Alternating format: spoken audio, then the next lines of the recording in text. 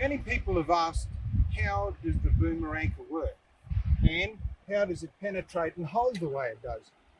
It obviously is quite a different design to plough anchors and sand anchors, etc.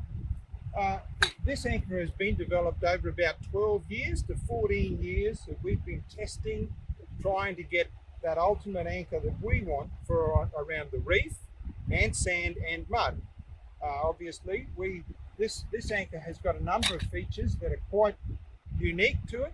It has a shear pin, which is a patent pending shear pin release system, which makes the anchor collapse in the reef. So if you get hooked up on a reef, this anchor will collapse under a certain amount of pressure. For example, this is a 4mm pin that we've got here. Now that 4mm pin will take 120 kilos of pressure before it will collapse and release. Also, there is a 3mm pin that can be put for smaller boats, and that shear pressure on that one is roughly around about 60 kilos of pressure before it will release. There's also no accidents with this anchor. We've tested it many times. It may look like it's a symmetrical anchor. However, it's quite different. We have two different prongs on each side. These two prongs are wider and hold in reef and to some degree sand and mud. And these shallower prongs definitely penetrate better. So when you're in a situation like we are here where it's sand and mud, you will find that these penetration prongs will dig in before the other prongs. It's just the way we've designed it. Also, you'll notice it's quite different. It has quite square shoulders. These square shoulders have been designed so that this anchor, if you are using it normally in the reef or wherever it might be, you put out a normal amount of scope to use this anchor. However, when it's time to retrieve it, basically as the scope reduces, we've got these wide shoulders, and what it does is it takes the pressure off these points here.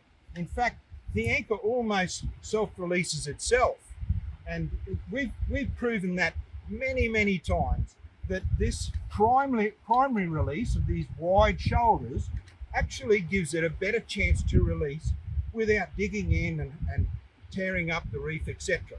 However, as a secondary precaution, if you do get stuck on a rock or something like that, you have the shear pin where you put pressure on, just drive forward with your boat and it will collapse. However, I'll show now why it penetrates and holds so well.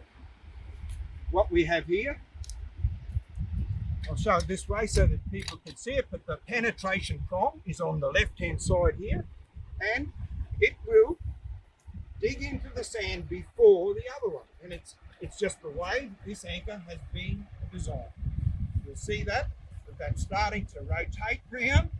And now if you put the anchor, if you come up to me now, you will see that I can put all of my weight on that anchor. There's no way in the world that anchor is going to go anywhere. All it will do is dig down deeper and deeper, and in softer sand, find these anchor prongs here will become like big brakes. And that's what's so great about it. It penetrates immediately, and it just doesn't let go. But however, to get it out of the sand, if we hook it up onto a rock, the best way to explain to you how the shear pin works is take it out, and we'll put something that's easy to shear. For this example, we're just going to use a bit of whippersnipper cord.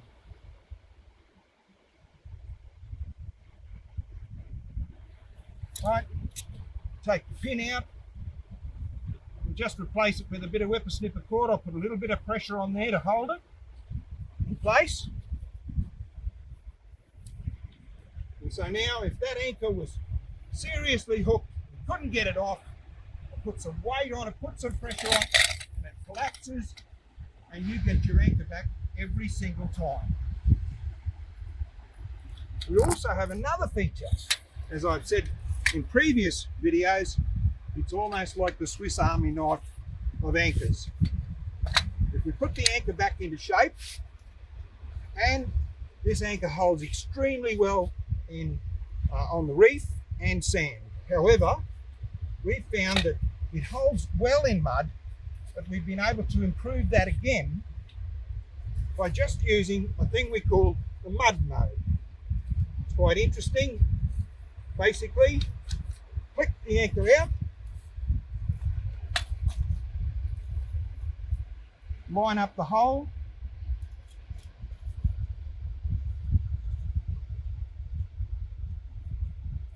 put the wing nut back on, and in a couple of seconds you've converted the boomer anchor from sand and reef and to a lesser degree mud to something that really holds well in mud. I won't give an example here, although I will. It's just the same. This is sand, and you'll notice that straight away that this anchor will want to dig in. And you can have that anchor can hold there. There's no way I can pull that along.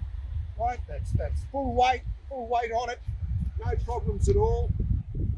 And we've actually put wider prongs on these particular the side of the anchor where we want to really dig into the mud to hold even better. So we're very excited about it now. It really has got that all-purpose features that we've been aiming for, and we can't wait for you people out there to test it.